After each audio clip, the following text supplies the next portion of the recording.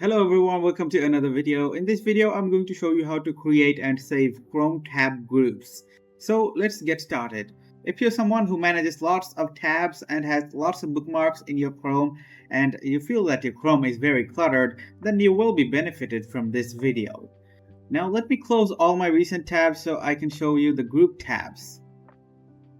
So as you can see, I have web tools here. If I click on it, 3 windows will be opened automatically. Now these are linked to this group, and if I click on web tools, all of those 3 tabs are going to be hidden, and if I click back on them, all of them will be expanded, and as you can see, they are all expanded here. And you can also add more tabs to your group if you want.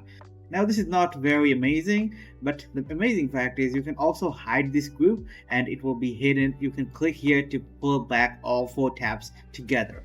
So guys, it's very convenient. Now I'm going to show you how you can make your own group tabs. So I'm going to go ahead and hide this one. So I've opened Facebook, Instagram, and Twitter, which is currently now X.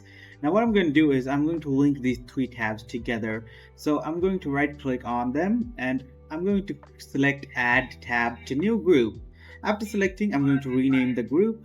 After selecting a name, you can select color of the group. So I'm going to select a color, and this is the new option. Previously, they do not have save group for Google Chrome. Now you can also save your group. So I'm going to select save group, and then I'm going to go back. So I'm going to add Instagram and Twitter in the group. Now if I click on this social, they will all be minimized together, and if I click on them, they will all be expanded. And if I click web tools, then all 4 tabs here will show.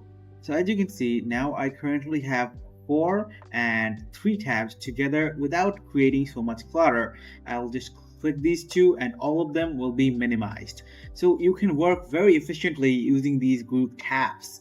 So guys, if you found this video helpful, then please do leave a thumbs up and subscribe to our channel for more helpful videos like these.